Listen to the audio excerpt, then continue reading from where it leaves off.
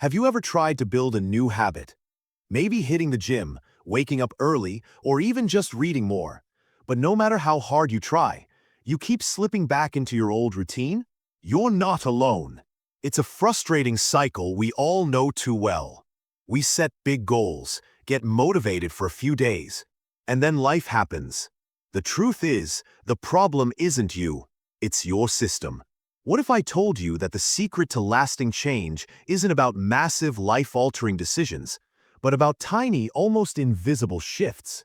That's the powerful idea at the heart of James Clear's groundbreaking book, Atomic Habits. This isn't just another self-help book. It's a practical, science-backed playbook that reveals how small, daily changes can create remarkable results over time. In this video, we're going to dive deep into the core principles of atomic habits. I promise that by the end, you'll have a clear understanding of why your habits have failed in the past. And more importantly, you'll walk away with simple, actionable strategies you can start using today to build good habits and break bad ones. Get ready to transform your life, one tiny habit at a time. The surprising power of atomic habits. Have you ever felt like you're putting in a ton of effort, but seeing zero results? We've all been there, and it's incredibly frustrating. But what if the secret to making massive progress wasn't about a single, dramatic change, but about something so tiny you might not even notice it? This is the story of British cycling. For a century, they were a joke. Then, in 2003, a new coach, Dave Brailsford, took over with a radical idea: the aggregation of marginal gains. He believed that if they broke down everything that went into riding a bike and improved each part by just 1%, the small changes would add up to a monumental result. They started with the obvious, like better bike seats and race suits. But they didn't stop there. They looked for 1% improvements everywhere, no matter how small or strange. The best pillow for each athlete's sleep, teaching riders how to properly wash their hands to avoid getting sick, and even painting the inside of the team truck white to spot tiny specks of dust. On their own, none of these changes seemed to matter. But the results were astonishing. Within 5 years, the British team dominated the Olympics, and within a decade, they had won the Tour de France 5 times. This was no overnight success. It was the cumulative effect of tiny habits repeated every single day. This is the power of what James Clear calls compound interest. Your habits, both good and bad, multiply over time. Getting 1% better each day for a year means you'll be nearly 37 times better than when you started. We often get frustrated because progress isn't linear. It's more like an ice cube warming up. The temperature can rise for a long time without anything happening. But at a critical point, a huge change occurs.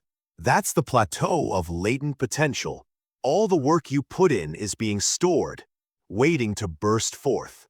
So, if you're not seeing the results you want, the problem isn't you. It's your system. You don't rise to the level of your goals. You fall to the level of your systems. True change isn't about setting a goal, but about building tiny, powerful habits that are the building blocks of remarkable results. How your habits shape your identity. Have you ever tried to quit a bad habit, only to find yourself falling back into it? Or maybe you've tried to start a good habit, but it just won't stick. We often try to change our habits by focusing on the wrong thing. Most people try to change their outcomes, the results they want to achieve, like losing weight or writing a book. Others focus on the process, the habits and routines needed, like going to the gym or setting aside time to write. But the most powerful and lasting change happens at the deepest level: your identity. This means focusing not on what you want to achieve, but on who you want to become. Think about 2 people trying to quit smoking. The first person says, "No thanks, I'm trying to quit." The second person says, "No thanks, I'm not a smoker." The second person's statement shows a fundamental shift. They no longer see themselves as a smoker trying to be something else. They've changed their identity. Their behavior now aligns with who they believe they are. This is because your habits are a reflection of your identity. If you believe you are someone who is lazy or bad at saving money, your actions will align with that belief. It's incredibly difficult to change your habits if you don't first change the underlying beliefs that guide your actions. The good news? Your identity isn't set in stone. It's a two-step process. Decide the type of person you want to be. Prove it to yourself with small wins.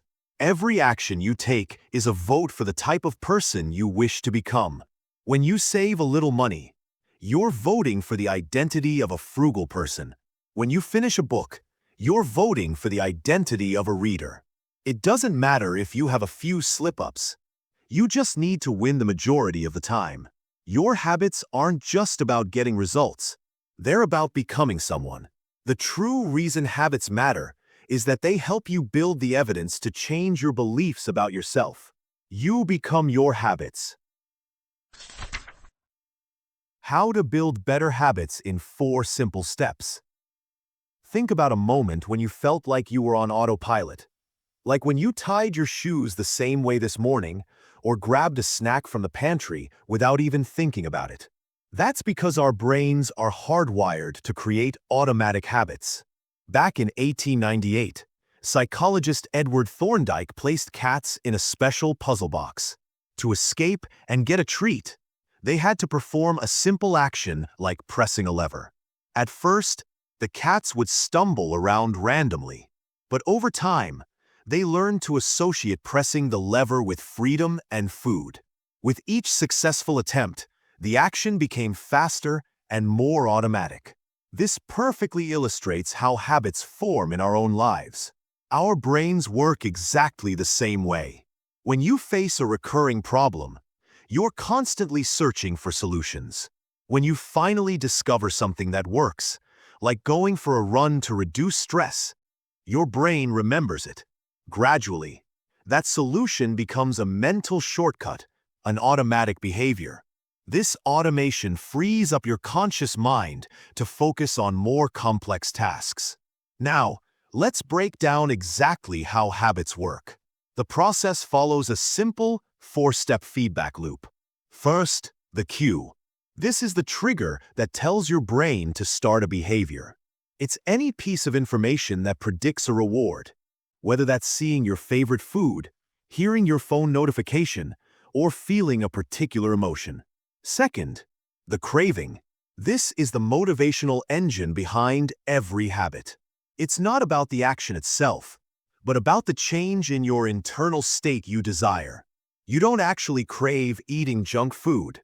You crave the pleasure it provides. Every habit is powered by this kind of craving. Third, the response. This is the habit itself, the thought or action you take. Whether you actually perform it depends on 2 factors: how motivated you are in that moment, and how much effort the action requires. If it seems too difficult, you simply won't do it.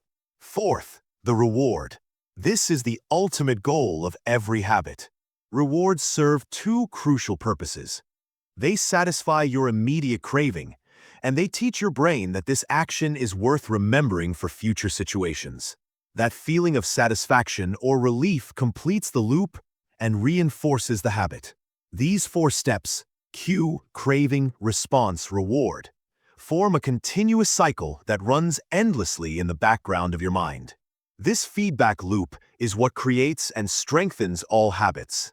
Every behavior we perform is ultimately driven by this fundamental process of solving problems and seeking satisfaction. Understanding this cycle is your first essential step toward building better habits. Next, we'll explore the 4 key laws that control this entire process. The first law: make it obvious. This law is centered on the idea that our habits are triggered by cues in our environment.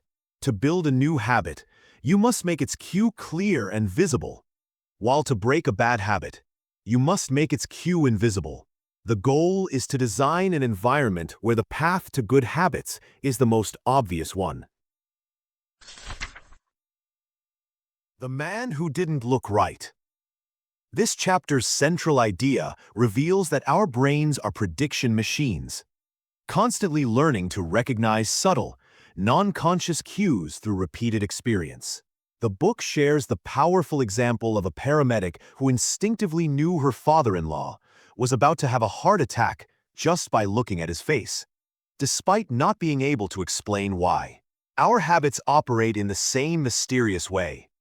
They're often triggered by cues we don't consciously notice, making them incredibly difficult to change. To solve this challenge, the chapter introduces two vital strategies for raising awareness. First, the habit scorecard. A simple but effective exercise where you list all your daily habits and mark each one as good plus, bad, or neutral equal sign. The key is observing your behavior without judgment or criticism. Second, pointing and calling. Borrowed from the Japanese railway safety system, where operators physically point at signals and verbally call out their status. This technique transforms non-conscious actions into conscious ones. You can apply this by verbally stating your habits aloud, making their consequences more tangible and harder to ignore. The best way to start a new habit. This chapter shifts from awareness to action, explaining how to create new habits by making cues unmistakably obvious. It challenges the common misconception that failure comes from lack of motivation. Often, it's actually a lack of clarity. When people vaguely say they want to eat healthier or exercise more, without concrete plans, they set themselves up for failure. The chapter presents two transformative techniques. Implementation intentions. These are specific plans detailing exactly when and where a habit will occur. The formula is simple. I will behavior at time in location. For example, I will exercise for 1 hour at 5 p.m. in my local gym. Research shows people using these specific plans are dramatically more likely to follow through. Habit stacking. A brilliant strategy that attaches a new habit to an existing daily routine. The formula. After current habit, I will new habit. An example. After I take off my work shoes, I will immediately change into my workout clothes. This method harnesses the power of your established routines to build new ones. Motivation is overrated. Environment often matters more. This chapter highlights how your environment acts as an invisible force shaping your behavior. Surprisingly small changes in your surroundings can create massive habit shifts. Visual cues in our environment prove to be the most powerful triggers for action. A compelling example comes from a hospital cafeteria study. Simply placing bottled water in more visible locations increased water sales by over 25%, without any motivational speeches or campaigns. The core message: become the architect of your environment, not just a passive occupant. Practical strategies include making cues obvious. Position triggers for desired habits in prominent, easily visible spots. For instance, keep your guitar on a stand in the living room rather than hidden in a closet. One space, one use. Maintain clear boundaries between different activities. Your desk is for work, your bed is for sleep, and the kitchen table is for eating. This prevents habit competition. The secret to self-control. This final chapter presents a revolutionary inversion of the first law. To break a bad habit, you must make its cue invisible. It shatters the cultural myth that self-control depends on heroic willpower. In reality, people with strong self-control simply structure their lives to avoid tempting situations altogether. The most striking example comes from Vietnam War soldiers. Most easily overcame heroin addiction upon returning home because their environment and all associated triggers disappeared. The crucial insight: avoiding temptation proves far easier than resisting it. This explains why the most effective way to eliminate a bad habit is to remove exposure to its triggering cue. For example, if you waste too much time on your phone, simply leave it in another room. The second law: make it attractive. Our habits are governed by a profound biological truth. We are creatures of reward, wired to repeat what delivers pleasure. The second law of behavior change reveals how to transform discipline into desire by making good habits genuinely appealing. At its core, this law understands that craving, that magnetic pull towards satisfaction, is the invisible force driving every habit we form. When we anticipate reward, our brain releases dopamine, creating a motivational pull stronger than willpower alone. This is why the most successful habit changes don't feel like work at all. They feel like something we genuinely want to do. How to make a habit irresistible. Our brains are sophisticated prediction machines, constantly scanning for potential rewards. But here's what most people miss. We don't just crave the reward itself. We crave the dopamine surge that comes from anticipating it. This explains why checking social media can feel more compelling than the actual content, or why the thought of dessert can be more exciting than eating it. The breakthrough strategy is temptation bundling, a powerful way to hack your brain's reward system. Here's how it works in practice. Identify a habit you struggle with but want to adopt, like exercising. Pair it exclusively with an activity you genuinely love, like listening to your favorite true crime podcast. Create an ironclad rule. I only get to enjoy reward activity when I'm doing target habit. This works because you're not just adding pleasure. You're creating a neurological association. Over time, your brain begins linking the difficult habit with automatic anticipation of reward. The gym becomes not just a place of exertion, but a gateway to your favorite experiences. The role of family and friends in shaping your habits. We are social creatures at our core, with mirror neurons that unconsciously mimic those around us. This explains why your eating habits subtly match your dinner companions. Your productivity spikes when working alongside focused colleagues. Your speech patterns adapt to different social circles. There are 3 concentric circles of influence. The inner circle, family and close friends who shape your baseline behaviors. The tribe, your broader community that establishes what feels normal. The aspirational, influential figures who model desired behaviors. Practical application. If you want to become a writer, don't just plan to write. Join a writer's group where showing up with new work is expected. The social reward of approval will make the habit far more attractive than willpower alone. How to find and fix the causes of your bad habits. The inverse of the second law is equally powerful. Make bad habits psychologically unattractive. Every habit, even destructive ones, exists because it satisfies some deeper craving. The smoker isn't just addicted to nicotine. They crave stress relief or social connection. The late-night snacker isn't just hungry. They're seeking comfort or distraction. The solution is strategic reframing, consciously rewriting the mental narratives around your habits. For example, instead of, "I need a drink to relax," tell yourself, "Alcohol disrupts my sleep and increases anxiety." Replace, "I deserve this dessert," with "This sugar rush will lead to an energy crash." Transform, "I have to exercise," into, "I'm building my energy and confidence." This isn't positive thinking, it's accurate thinking. By highlighting the true long-term consequences, you rewire the emotional associations in your brain. What was once tempting becomes unappealing. What felt like a chore becomes a choice you're excited to make. The third law, make it easy.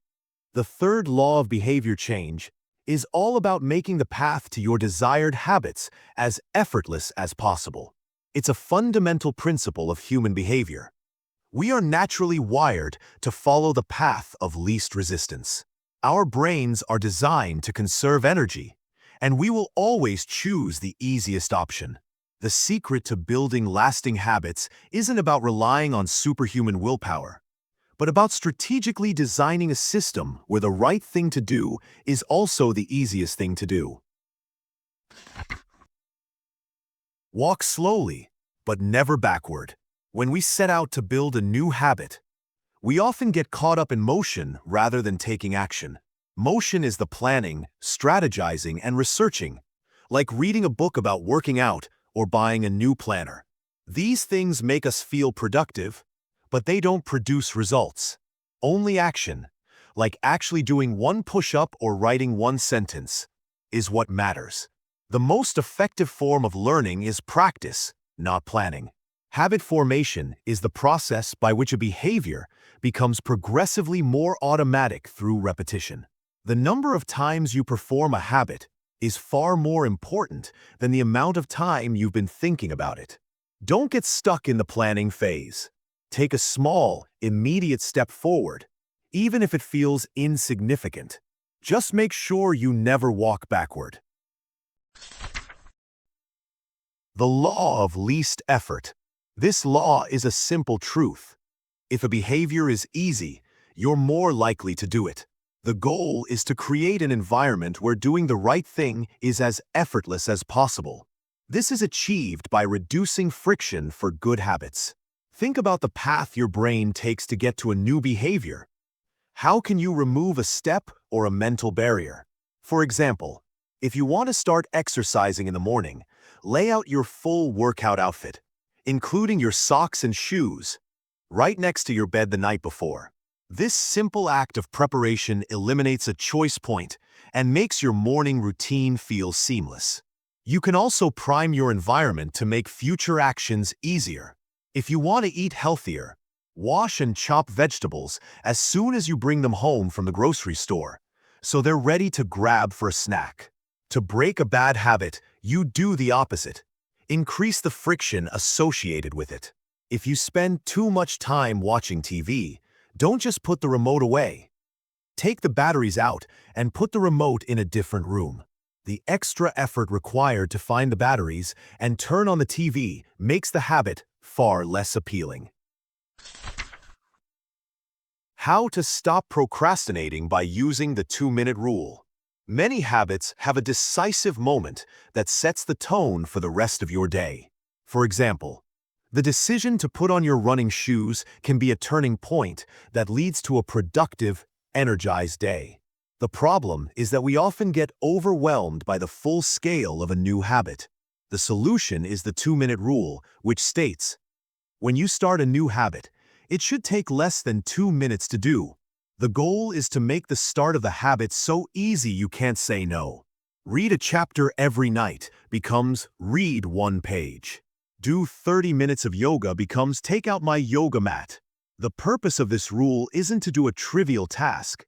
It's to master the art of showing up. Once you've done the 2-minute action, you've standardized the beginning of the process. This makes it easier to slip into a state of deep focus and continue with the full behavior. Remember, you can't improve a habit that doesn't exist, so you must standardize before you optimize. How to make good habits inevitable and bad habits impossible. The ultimate way to make a habit easy is to make it inevitable. This is the inversion of the third law. Make it difficult to do the wrong thing. One way to do this is with a commitment device, a choice you make in the present that controls your actions in the future. For example, you might set up an automatic transfer from your checking account to your savings account on payday. This choice removes the decision to save from your hands, making saving an inevitable part of your routine. You can also use one-time choices to automate your habits. For example, buying a better mattress is a one-time decision that delivers better sleep night after night. Enrolling in an automatic bill payment plan ensures you never miss a payment. These single actions create a system that works for you without requiring ongoing effort. By designing your life to remove the need for constant willpower, you make doing the right thing not just easy, but unavoidable. The fourth law, make it satisfying. This is the final law of behavior change, and it's the one that ensures a habit actually sticks.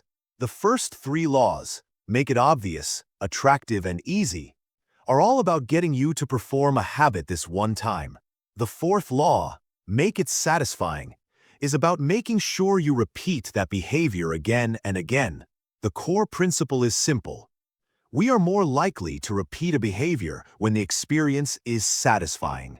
Our brains are hardwired for immediate rewards. Our ancestors evolved in an environment where immediate gratification was critical for survival. This is why we are so good at craving things that bring instant pleasure, like eating a donut or mindlessly scrolling through social media.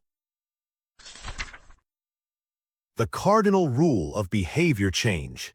The central idea of this chapter is that what is immediately rewarded is repeated. What is immediately punished is avoided. The problem in modern society is that many of our best habits have delayed rewards, while our worst habits have immediate ones.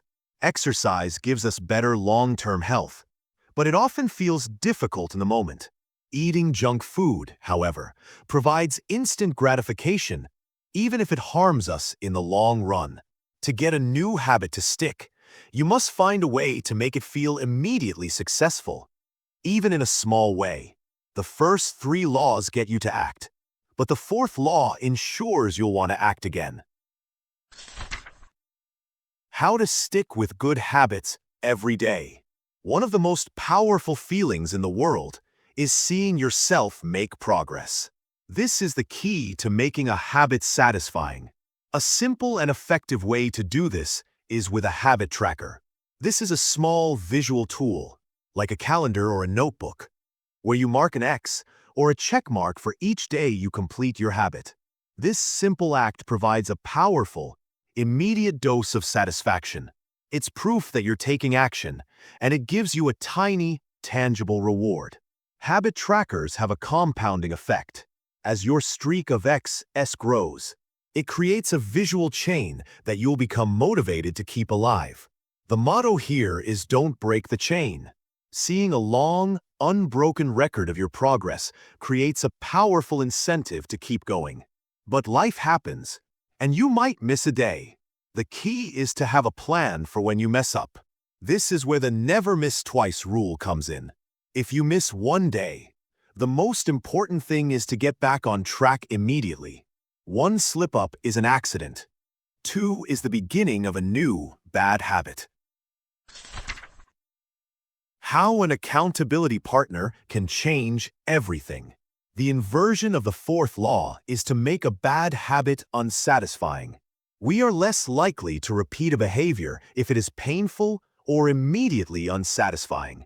The most effective way to create this dissatisfaction is through social consequences. Humans are deeply concerned with our reputation and what others think of us.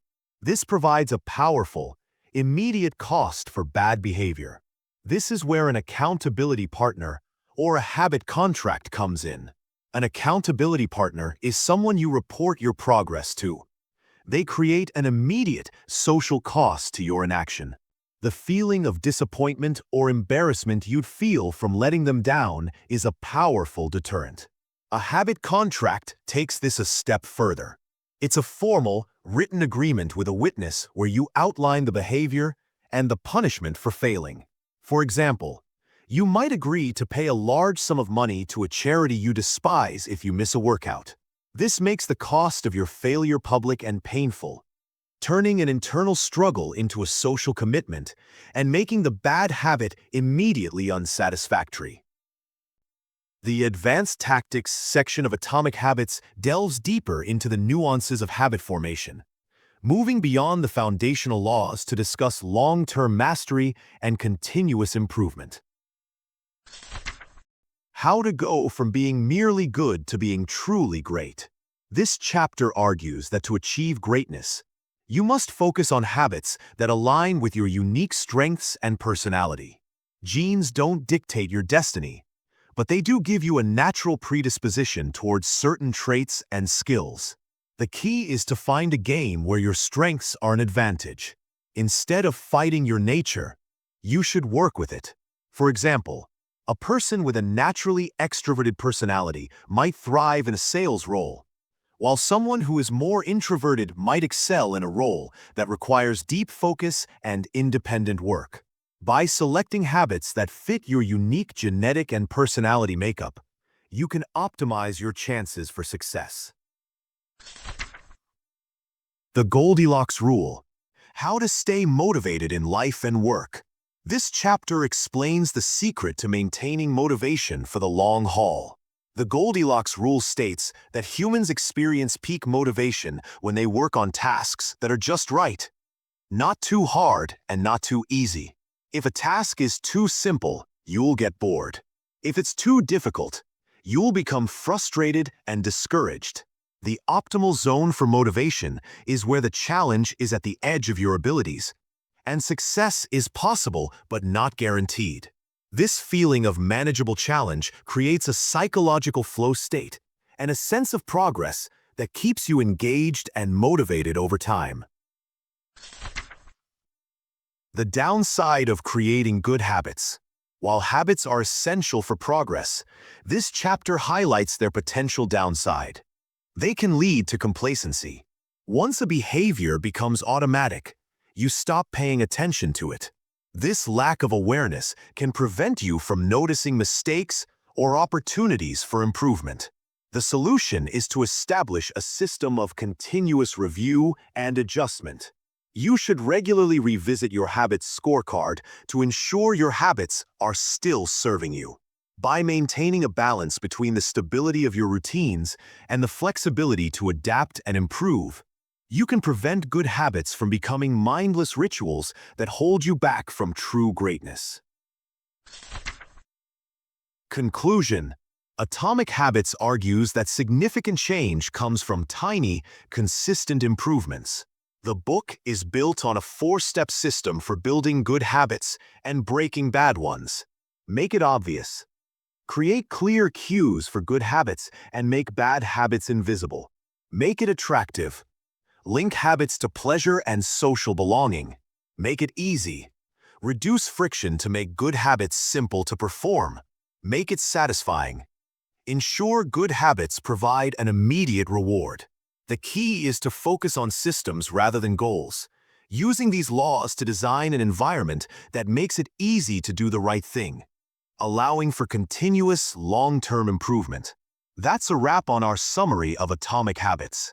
If you're ready to start building your own system for success, be sure to subscribe to Audiobooks in Minutes for more insights. Thanks for watching.